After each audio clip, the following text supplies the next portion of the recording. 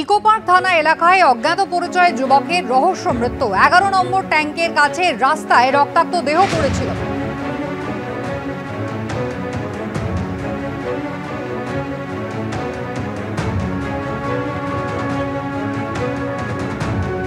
পার্কের 11 নম্বর ট্যাঙ্কের কাছে রাস্তায় রক্তাক্ত দেহ পড়েছিল। আজ সকালে রক্তাক্ত দেহটি স্থানীয় বাসিন্দারা দেখতে পান। এই এলাকায় শ্রমিকদের আস্তানা আছে বলে পুলিশ সূত্রে জানা গিয়েছে, যেখান থেকে কয়েকটি মোবাইল ফোন খোয়া যাওয়ার অভিযোগ উঠেছিল। যুবকের মৃত্যুর সঙ্গে এই ঘটনার কি কোনো যোগসূত্র রয়েছে পুলিশ খতিয়ে দেখছে। গাড়ির ধাক্কায় মৃত্যুর সম্ভাবনাও কিন্তু খতিয়ে দেখা হচ্ছে। ওই এলাকার সিসি ক্যামেরার ফুটেজ খতিয়ে দেখছে পুলিশ।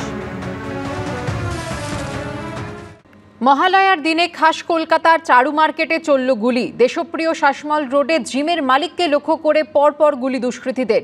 অল্পের জন্য প্রাণে বাঁচলেন তিনি। গোটা ঘটনায় স্বভাবতই এলাকার নিরাপত্তা নিয়ে উঠছে প্রশ্ন। শাসক শিবিরকে কটাক্ষ করেছে বিজেপি, পাল্টা জবাব দিয়েছে তৃণমূল। মহালয়ায় পাঁজি ধরে পিতৃপক্ষের অবসান হলো, কিন্তু কলকাতায় দুষ্কৃতী দৌরাত্মের অবসান হচ্ছে না। চারু মার্কেটের মতো জনবহুল এলাকায় রবিবার ভর দুপুরে চলল গুলি। অল্পের জন্য রক্ষা পেলেন অনেকে। ঘটনাকে ঘিরে চরম আতঙ্ক ছড়িয়ে পড়ল এলাকায়। চারু মার্কেট থানা এলাকা দেশপ্রাণ শাসমল রোডে জিমের মধ্যে চলল গুলি। একেবারে রাস্তার ওপরে আমরা দাঁড়িয়ে রয়েছি। এই যে জায়গা, রাস্তার ধারে জিমটি রয়েছে, এই জিমের মধ্যে এদিন দুপুরবেলা গুলি চালানোর মতো ঘটনা ঘটে। চারু মার্কেট থানা দেশপ্রাণ শাসমল রোড, এখানেই রাস্তার ওপরে রয়েছে দ্য কালচার নামের এই জিম। প্রত্যক্ষদর্শীদের দাবি, রবিবার বেলা 12টা নাগাদ এখানে দুটি মোটর বাইকে 4 দুষ্কৃতী আসে। রাস্তার ওপরে রাখা বাইকে স্টার্ট অন করে দুজন বসে থাকে এবং বাকি দুজন চলে আসে জিমের গেটের কাছে। তারপর সিঁড়ি দিয়ে ওপরে উঠে যায়। প্রত্যক্ষদর্শীদের দাবি, জিমে ঢুকে প্রথমেই রিসেপশনিস্টের কাছে সেখানকার মালিক জয় কামদারের খোঁজ করে দুই দুষ্কৃতী। তাকে ডাকতে বলে। রিসেপশনিস্ট মালিককে ডাকতে যেতেই পরপর 2 রাউন্ড গুলি চালিয়ে দেয় এক দুষ্কৃতী। তারপরে সেখান থেকে পালিয়ে যায় দুজনে।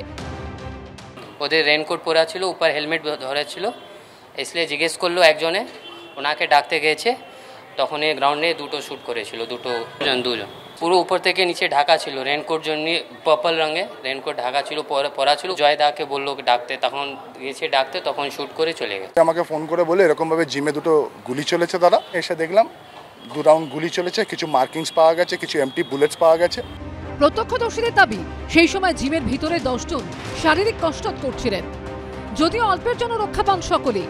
স্থানীয় বাসিন্দাদের দাবি, এই জিমে আসেন আইপিএস অফিসার থেকে শুরু করে অভিনেতা অভিনেত্রীরা।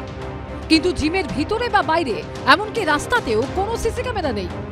অনেক লোক আসে, বড় বড় অফিসাররাও আসে, সবাই আইপিএস অফিসাররাও আসে। রাস্তায় কোন জায়গায় কোন সিসি ক্যামেরা রয়েছে, কোন পথ দিয়ে তারা পালিয়েছে, সেটা কিন্তু পুলিশ বিভিন্ন জায়গায়, রাস্তায় পুলিশ রয়েছে, পুলিশ বিভিন্ন জায়গায় গিয়ে সিসি ক্যামেরা ফুটেজ খতিয়ে দেখার চেষ্টা করছে। যে মোটর বাইকে করে এসেছিল তারা, সেই মোটর বাইক কোন দিকে গেল। চারু মার্কেট থানা পুলিশ রাস্তার বিভিন্ন জায়গায় যাচ্ছে। কিন্তু প্রশ্ন হচ্ছে, এই দুষ্কৃতীরা কারা, কোথা থেকে এসেছিল, কি উদ্দেশ্য নিয়ে এসেছিল, আগে থেকে কি রেকি করে এসেছিল? দিনে দুপুরে খাস কলকাতা ঢুকে গুলি চালানোর সাহস কোথা থেকে পেল? আগ্নেয়াস্ত্রই বা পেল কোথা থেকে? আমরা বুলেট ক্যাটরিজও পেয়েছি। জাস্ট ওরা বললেন যে নাম শুনলেন, নাম জিজ্ঞাসা করার পরেই এই হঠাৎ করে তারা ফায়ারিং করে এখান থেকে বেরিয়ে যায়। ব্যস্ততম এলাকা, রাস্তার মধ্যে মানে এরকম ঘটনা ঘটছে কিভাবে, মানে কোনো বিষয় না, সেটা জানার জন্যই আমরা দেখছি। এটা দেখুন, এটা তো কোনো মোটিভেটেড ঘটনা হতে পারে, কেননা যেহেতু একজনকে জিজ্ঞাসা করে এসেছিল, সে সম্পর্ক জিনিস আমরা দেখছি এবং বাকি এরা কারা এসেছিল, কোথা থেকে এসেছিল সেটা আইডেন্টিফাই করার চেষ্টা করা হচ্ছে এবং আশা করছি আমরা খুব তাড়াতাড়ি ঘটনাটা, যারা জিম করতে তারাও বোঝে। ভরা উৎসবের মরশুম, কয়েক ঘন্টা পরেই যেখানে লক্ষ লক্ষ মানুষ ঠাকুর দেখতে কলকাতায় আসবেন, তার আগে এই ঘটনায় শুরু হয়েছে রাজনৈতিক চাপানুতর। আজকে বিহার উত্তরপ্রদেশের পরিস্থিতি পশ্চিমবঙ্গের থেকে শান্ত। এখন দেখা যাচ্ছে বিহার থেকে শার্পশুটাররা এখানে চলে আসছে, উত্তরপ্রদেশ থেকে আসছে। তার কারণ হচ্ছে এটা এখন দুষ্কৃতীদের রাজ্য বলেই দুষ্কৃতীরা মনে করছে। মহালয়ের দিন গুলি চালনটা খুব একটা বড় কিছু নয়। মহাষ্টমীর দিনও চলতে পারে, সন্ধি পুজোর দিনও চলতে পারে, কারণ এই মুহূর্তে পশ্চিমবঙ্গ বারুদের স্তূপের ওপর। গুলি চালার খবর ছড়িয়ে পড়ার পর বিকেলে ঘটনাস্থলে আসেন প্রদেশ কংগ্রেস সভাপতি সহ কংগ্রেসের রাজ্য নেতৃত্ব। এতগুলো ঘটনা ঘটলো, তারপরেও পুলিশ প্রশাসন যদি সজাগ না হন, এই রকম জনবহুল জায়গায় একটা সময় এসে গুলি করে দিয়ে গেল, এখন 1 ঘন্টার মধ্যে কেন গ্রেপ্তার হলো না? বলতে পারবো না, স্থানীয় কোনো বিচ্ছিন্ন ঘটনা পুলিশ দেখছে। দেখুন, যখন কংগ্রেসের জমানা ছিল ৭২ থেকে ৭৭, কজনকে মেরেছিল সেটা কংগ্রেস, কজনের মৃত্যু হয়েছিল সেটা কংগ্রেস ভালো করে দেখে নিক, তারপরে সব গুলি টুলি নিয়ে কথা বলবে। দুষ্কৃতীদের খোঁজে তল্লাশি শুরু করেছে পুলিশ। পার্থপ্রতিম ঘোষ ও শিবাশিস মল্লিকের রিপোর্ট, এবিপি আনন্দ, কলকাতা। উৎসবের মরশুমে খানিকটা স্বস্তি, দাম কমছে একাধিক নিত্য প্রয়োজনীয় জিনিসের। মুদিখানা থেকে একাধিক নিত্য প্রয়োজনীয় খাদ্যদ্রব্যে কমছে জিএসটির হার। অন্যদিকে সিগারেট, চুরুটের মতো একাধিক তামাকজাত পণ্যের ওপর বেড়েছে জিএসটি। সব মিলিয়ে জিএসটির নতুন সংস্কার ঘিরে সাধারণ মানুষের মধ্যে কি প্রতিক্রিয়া? সাধারণ মানুষের যেটা ভালো হবে সেটা করলেই ভালো। যদি আমাদের এই যে এখন 4টে স্ল্যাবের জিএসটি ছিল, সেটা যদি এখন 2টো স্ল্যাব হচ্ছে, একটা যখন সিন যেটা হবে ট্যাক্স, সেটা আলাদা ব্যাপার, কিন্তু যদি সেটা উপকার হয় নিশ্চয়ই ভালো হবে। সে আগামীকালে কমলে তো ভালো, কাস্টমারের সুবিধা হবে, আমাদেরও ইনভেস্ট কমবে। এখন যদি কমে তাহলে ভালো। পুজোর মুখে জিএসটি ধামাকা। জিএসটি কাঠামোয় বড়সড় রদবদলের জেরে সোমবার থেকে দাম কমছে একাধিক নিত্য প্রয়োজনীয় জিনিসের। ফলে উৎসবের মৌসুমে খানিকটা স্বস্তি নিঃশ্বাস ফেলছে মূল্যবৃদ্ধির জেরে নাজেহাল হয়ে যাওয়া সাধারণ মানুষ। সোমবার থেকে বেশিরভাগ নিত্য প্রয়োজনীয় খাদ্য এবং মুদিখানা জিনিসপত্র 5% জিএসটি হারের আওতায় পড়বে। যেমন কনডেন্সড মিল্ক, মাখন, ঘি, তেল, চিজ সহ দুগ্ধজাত পণ্যের উপর জিএসটি 12% থেকে কমিয়ে 5% করা হয়েছে। সয়া মিল্কের জিএসটি কমে হচ্ছে 5%। চা, কফির জিএসটিও 18 থেকে কমে হচ্ছে 5%। বাদাম, পেস্তা, কাজু, খেজুর ইত্যাদি শুকনো ফল, chocolate, pastry, cake, biscuit, jam, pasta, spaghetti, noodles, cornflakes সহ অন্যান্য দানাশস্য থেকে তৈরি ফ্লেক্স, ফলের রস, আচার, coffee, curry paste, mayonnaise, soup, broth, কৌটোজাত মাছ ও মাংসে জিএসটি লাগত 12 থেকে 18%, এখন লাগবে মাত্র 5%।